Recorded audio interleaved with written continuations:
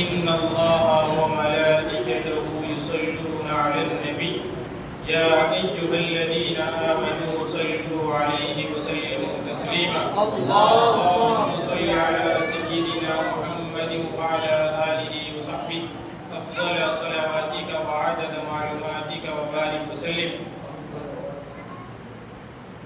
لو مسلمانوں مبارکباد ہے، لو مسلمانوں مبارکباد ہے، نام اس شب کا شب میلاد ہے، نام اس شب کا شب میلاد ہے.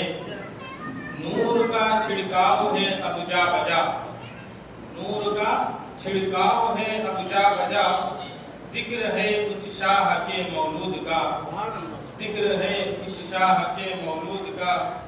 سامعین کہو ہر دم صلی علی، سامعین کہو ہر دم صلی علی. ہے بیان میلاد کے اس شاہ کا، ہے بیان میلاد کے اس شاہ کا.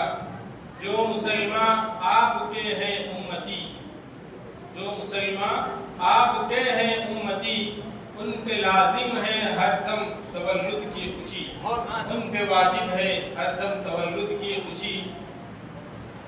کوئی گل باقی رہے گا نہ چمن رہ جائے گا، کوئی گل باقی رہے گا نہ چمن رہ جائے گا. پر رسول اللہ کا دین حسن رہ جائے گا، پر رسول اللہ کا دین حسن رہ جائے گا. نام شاہان جہاں مٹ جائیں گے لیکن حشر تک یہاں، نام شاہان جہاں مٹ جائیں گے لیکن یہاں حشر تک نام و نشان پنجتن رہ جائے گا، حشر تک نام و نشان پنجتن رہ جائے گا.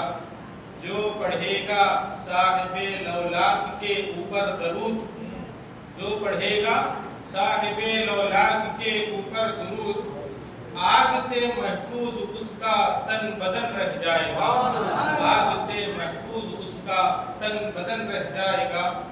سب فنا ہو جائیں گے کافی ولیکن حشر تک، سب فنا ہو جائیں گے کافی ولیکن حشر تک.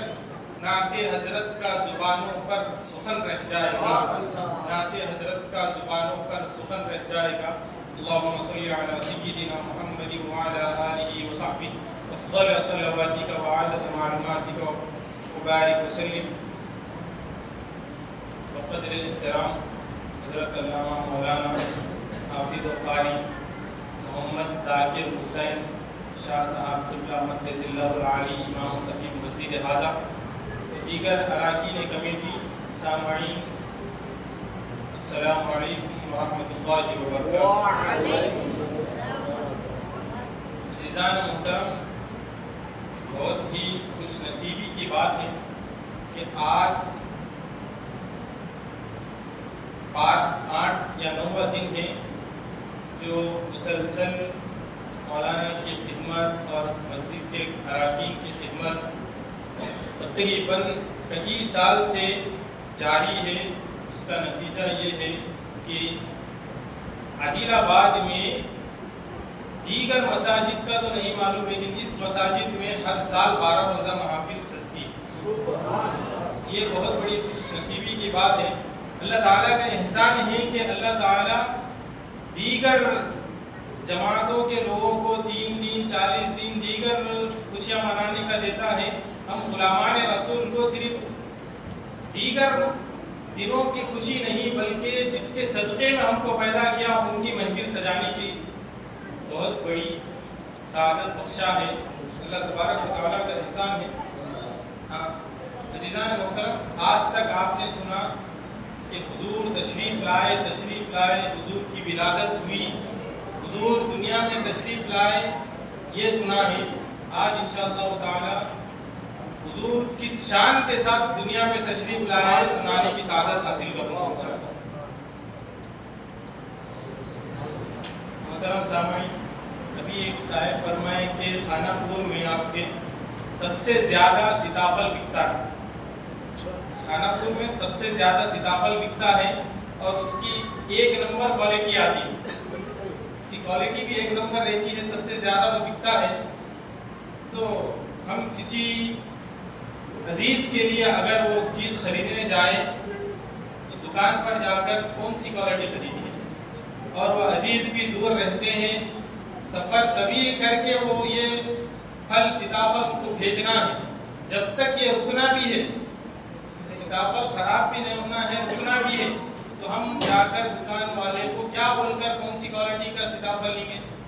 بھائی جو سب سے نمبر 1 ہے وہ کوالٹی دیجیے، اس لیے کہ ہمیں یہ مسافت طویل کر کے یہ سفر دور بھیجنا ہے، جب تک یہ اسے رکنا بھی ہے تاکہ وہ اس سے فائدہ اٹھا سکے۔ اسی طرح عزیزان محترم، رب تبارک و تعالیٰ نے اپنے حبیب کو بھی ہمارے درمیان بھیجا، صرف یوں ہی نہیں بھیجا بلکہ اللہ تبارک و تعالیٰ خالق ہے، باقی جتنے سب ہیں وہ سب مخلوق ہیں، مخلوق میں رب تبارک و تعالیٰ کے جاندار بھی ہے، غیر جاندار بھی ہے۔ جاندار میں انسان جانور آ گئے، غیر جاندار میں جمادات نباتات، یہ جو درخت پہاڑ وغیرہ ہے یہ آ گئے۔ پھر انسان جاندار میں عاقل کو چنا، عاقل یعنی عقل مند انسان جو اعلیٰ اشرف ہے اس کو چنا، جانور کو ہٹا دیا۔ انسان میں بھی وہ لوگ بھی ہیں جو خدا کو ماننے والے بھی ہیں اور غیر انکار کرنے والے بھی ہیں خدا کا، اس لیے رب تبارک و تعالیٰ نے خدا کے اپنے آپ خدا کو ماننے والوں کو چنا اور انکار کرنے والوں کو ہٹا دیا۔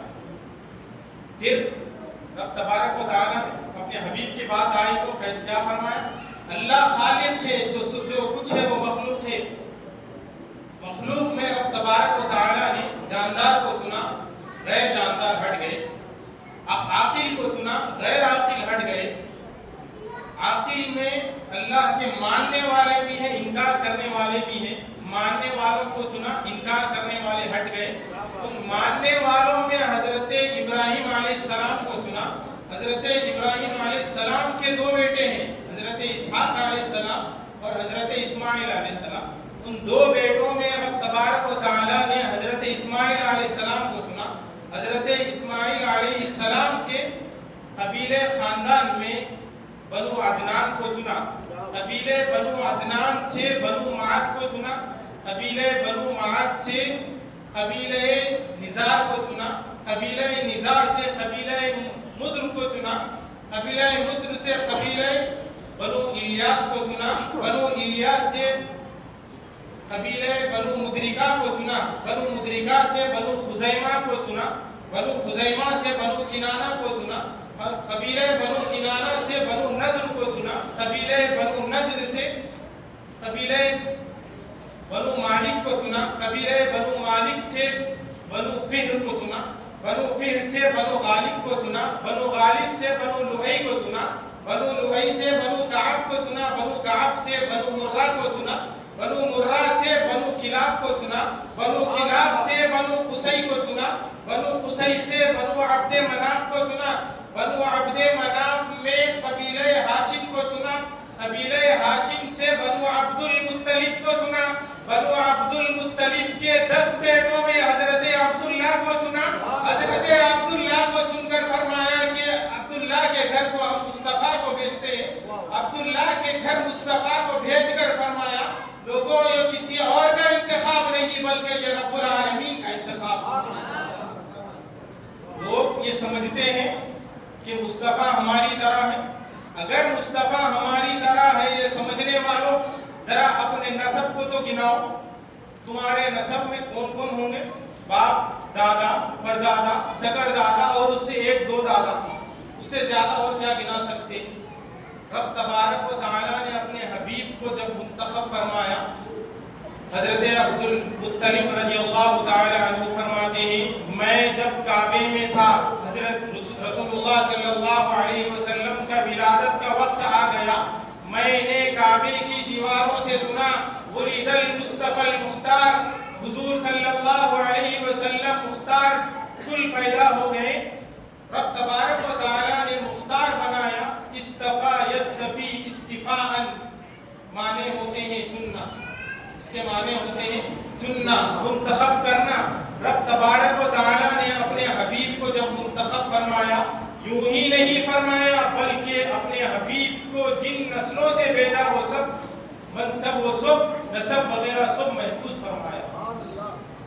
آج کوئی یہ کہے کہ حضور ہماری طرح ہیں، ان سے یہی پوچھنا کہ تمہارا نسب گناؤ، 3 4 5 اس سے زیادہ تو نہیں گنا سکتے، بہت زیادہ ہو گیا۔ لیکن رب تبارک و تعالیٰ نے جب حضور کو بھیجنے کا انتخاب فرمایا، منتخب فرمایا، ارادہ فرمایا، تو حضور کو جس شان کے ساتھ بھیجا وہ پورے شان و نسب کو بھی محفوظ فرمایا۔ عزیزان محترم، رب تبارک و تعالیٰ نے تو حضور کو بھیج دیا، منتخب فرما دیا۔ کیسے منتخب فرمایا وہ بھی سنیے۔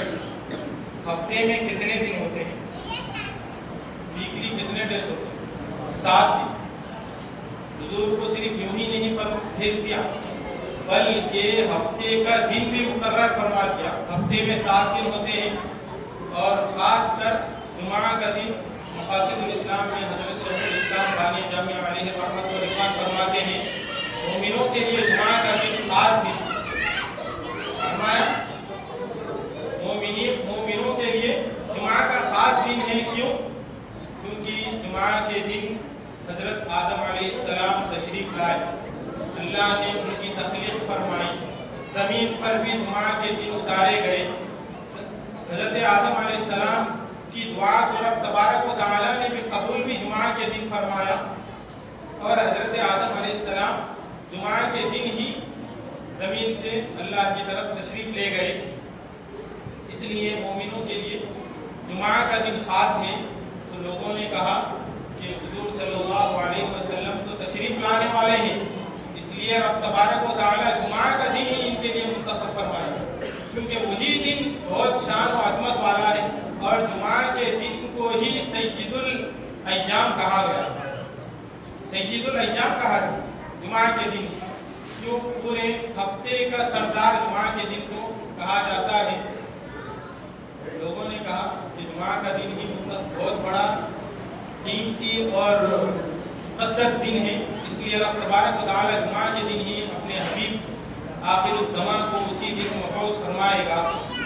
پھر حضرت موسیٰ علیہ السلام کے ماننے والے یہودیوں نے کہا، یہودیوں کے پاس ہفتے کا دن مقدس ہے، ہفتے کا دن یہودیوں کے پاس مقدس ہے، کیونکہ حدیث پاک میں بھی آیا ہے کہ حضرت ابو ہریرہ رضی اللہ تعالی عنہ سے روایت ہے، آپ فرماتے ہیں کہ عن النبی صلی اللہ علیہ وسلم اخذ بیدی، رسول اللہ صلی اللہ علیہ وسلم سے روایت ہے حضور صلی اللہ علیہ وسلم نے میرا ہاتھ پکڑا، فرمایا ان اللہ تعالی خلق التربۃ یوم السبت، اللہ تبارک و تعالی نے ہفتے کے دن مٹی کو پیدا فرمایا، وخلق النور یوم الاربعاء، اور چہارشنبے کے دن نور کو پیدا فرمایا۔ نور سے مراد علم لیا جاتا ہے، محدثین نے فرمایا نور سے مراد علم ہے، اسی لیے جامعہ نظامیہ میں بھی آغاز تعلیم چہارشنبے کے دن سے ہی ہوتا ہے۔ حدیث پر ایک عمل بھی ہوتا ہے ہمارے جامعہ نظامیہ میں، دیگر پورے عمل ہوتے ہیں لیکن یہ بھی خاص کر ہوتا ہے۔ چہارشنبے کے دن نور سے مراد علم ہے، اور علم ہمارے جامعہ نظامیہ میں چہارشنبے کے دن سے ہی آغاز ہوتا ہے۔ ہفتے کے دن یہودیوں کے پاس اسی لیے مقدس ہے کہ اس دن وہ سمجھتے ہیں کہ موسیٰ علیہ السلام اسی دن تشریف لائے، اور یہ رب تبارک و تعالیٰ نے ہمیں مقدس دن دیا، اس لیے آخر الزمان حضور صلی اللہ علیہ وسلم ہفتے کے دن تشریف لائے، یہ یہودی سمجھتے ہیں۔ اب اتوار کے دن عیسائیوں کا دن ہے، کہتے وہ ان کا عقیدہ یہ ہے کہ حضرت عیسیٰ علیہ السلام اتوار کے دن تشریف لائے، اسی لیے وہ اتوار کے دن کو بہت مقدس جانتے ہیں، اور عیسائی کے پاس ان کے چرچ خانے میں اتوار کو ہی، اب وہ جو بھی عبادت وغیرہ کرتے ہیں وہ اتوار کو ہی کرتے ہیں، اور انگریزی اسکول والے بھی اتوار کو ہی چھٹی دیتے ہیں اسکول، اس لیے وہ ان کا دن مقدس ہے۔ عیسائیوں نے کہا نہیں، آخری نبی ہمارے دن تشریف لائیں اتوار کے دن۔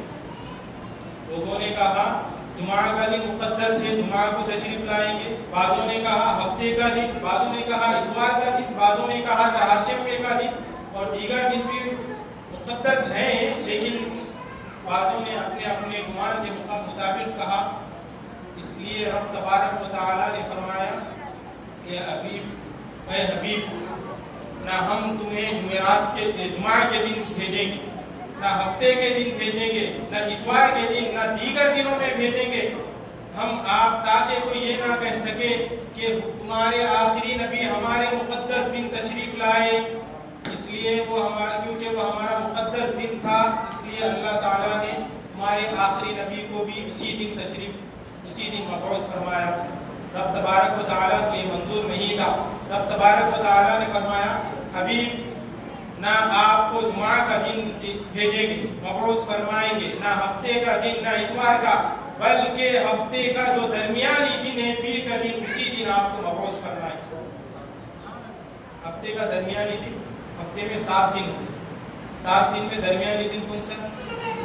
جمعہ، ہفتہ، اتوار، ادھر سے 3 دن، منگل، چہارشنبہ، جمعرات، ادھر سے 3 دن ہٹ گئے تو بیچ کا دن بچا پیر کا۔ رب تبارک و تعالیٰ نے حضور صلی اللہ علیہ وسلم کو پیر کے دن مبعوث فرمایا، صرف یوں ہی مبعوث نہیں فرمایا، پیر کا دن چنا، درمیانی دن تو چن لیا، جب دنیا میں بھیجنے کی بات آئی، نہ رات کو چنا نہ دن کو، بلکہ وہ بھی درمیانی دن، صبح صادق کے وقت چنا، تاکہ کوئی نہ رات بھی کہہ سکے کہ حضور میرے درمیان میں، میرے اندر آئے، نہ دن کہہ سکے کہ حضور میرے اندر تشریف لائے۔ دن کو بھی نہیں دیا، رات کو بھی نہیں، بلکہ صبح صادق کے وقت درمیانی دن چنا۔ اسی طرح حضور صلی اللہ علیہ وسلم کو رب تبارک و تعالیٰ نے ایسی شان کے ساتھ اتارا۔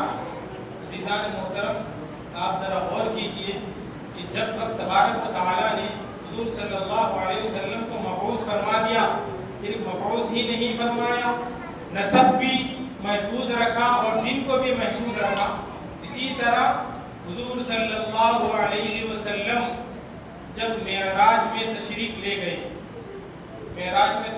گئے تو وقت بھی کون سا چنا؟ مہینہ کون سا چنا؟ اسلامی تاریخ سے درمیانی مہینہ کون سا ہوتا ہے؟ اسلامی تاریخ کب سے چالو ہوتا ہے؟ محرم سے۔ محرم، صفر، ربیع الاول، ربیع الاخر، جمادی الاخر، 6 مہینے گزرتے، پھر درمیانی مہینہ آتا ہے ربیع الاول۔ یہ رجب مہینہ بھی چنا تو اپنے حبیب کے لیے درمیانی مہینہ چنا۔ درمیانی مہینے میں جب معراج کرانا چاہا تو نہ رات پوری گزرنے کے بعد لے گیا، نہ رات کی ابتدا میں لے گیا۔ حضور صلی اللہ علیہ وسلم کو معراج میں بھی لے گیا تو رات کا کچھ حصہ گزرنے کے بعد معراج میں لے گیا، سفر معراج میں لے گیا۔ پھر درمیان میں آپ کے سامنے حضور صلی اللہ علیہ وسلم کو کس شان کے ساتھ بھیجا اور شان کیسی محفوظ رکھا اور درمیانی دن کیسا چنا وہ بتانا چاہ رہا ہوں۔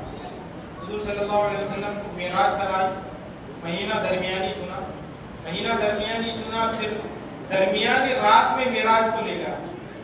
رات سے کچھ حصہ گزرنے کے بعد معراج کا سفر کے لیے حضور صلی اللہ علیہ وسلم تشریف لے گئے۔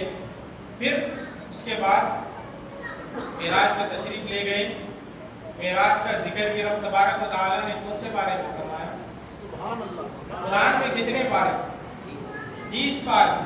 سبحان الذی اسرا کون سے پارے؟ 15ویں پارے، وہ بھی درمیانی وقت پارا چنا۔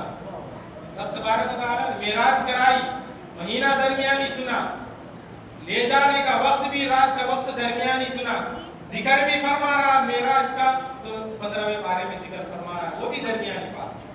اچھا، معراج کا وقت تو چن لیا، 27 رجب۔ اچھا، معراج میں کیا کیا ہوا اس کا ذکر کہاں فرما رہا؟ 27واں پارہ سورہ نجم، رات بھی 27ویں چنا اور جو ہے سو ذکر بھی 27ویں پارے میں فرما۔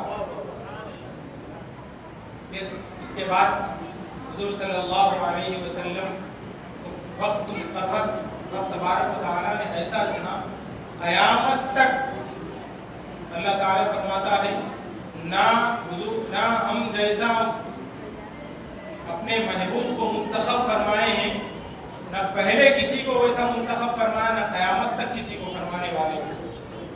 ہم حضور صلی اللہ علیہ وسلم کو ایک الگ شان کے ساتھ مبعوث فرمایا ہے ہم نے۔ عزیزان محترم، اسی طرح رب تبارک و تعالی فرماتا ہے کہ وَكَذَلِكَ جَعَلْنَاكُمْ أُمَّةً وَسَطًا۔ وسط کے معنی ہوتے ہیں درمیان، درمیان کو کہتا ہے رب وسط۔ حضور ہم نے آپ کو تو درمیانی فرما دیا، مبعوث فرما دیا، آپ کی امت کو بھی درمیانی بناتے ہیں۔ حضور کی شان کے مطابق اللہ تعالیٰ نے ہم کو، ہم گناہگاروں کو بھی درمیانی امت بنایا ہے۔ اسی طرح حضور صلی اللہ علیہ وسلم رب کے اور ہمارے درمیانی تھے۔ سبحان اللہ۔ حضور صلی اللہ علیہ وسلم ہمارے اور رب کے درمیان ہیں۔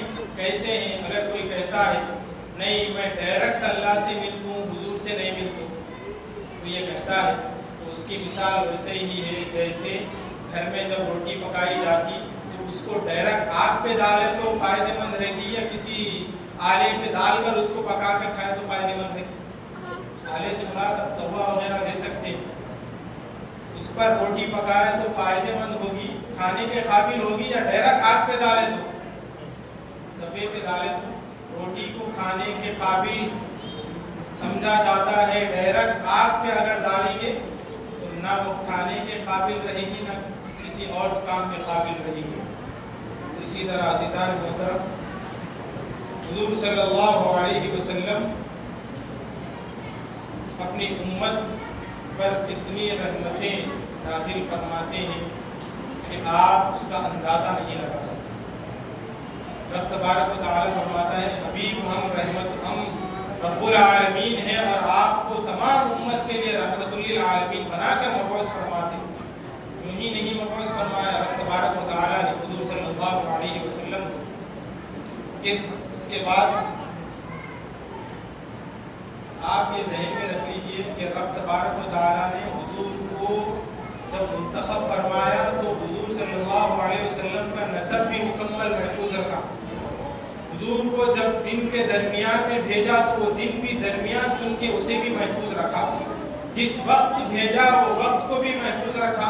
اگر کوئی یہ کہے کہ حضور ہماری طرح ہے تو کسی ایک سوال سے اس کو آپ جواب دے سکتے، جواب دینے کی ضرورت نہیں ہے، اگر آپ کچھ سوال کر لیں تو انہیں خود خاموش کیا۔ اسی طرح حضور صلی اللہ علیہ وسلم جب دنیا میں تشریف لائے تو حضرت سید مفتی سید ضیاء الدین نقشبندی صاحب نائب شیخ الجامعہ اور صدر مفتی جامعہ نظامیہ فرماتے ہیں کہ حضرت مجدد الفسانی شیخ احمد فاروقی سرہندی رحمۃ اللہ تعالی علیہ اپنے مخطوطے میں لکھتے ہیں کہ اللہ تبارک و تعالیٰ نے تمام مخلوق کو ایک حیت یعنی جسم کے ساتھ پیدا کر دیا، یعنی ایک شکل دے دی، جسم دے دیا کہ یہ بندہ یہ جسم کے ساتھ پیدا ہوگا، یہ شخص ایسا پیدا ہوگا، اس کی ایک حیت رکھ دی، ایک جسم کے ساتھ پیدا فرما دیا۔ لیکن جب اپنے حبیب کی بات آئی تو حبیب کو جسم کے ساتھ نہیں بلکہ اپنے نور کے ساتھ پیدا فرما۔ دنیا میں جب بھیجا بھی تو ایک الگ شان اور نور کے ساتھ بھیجا۔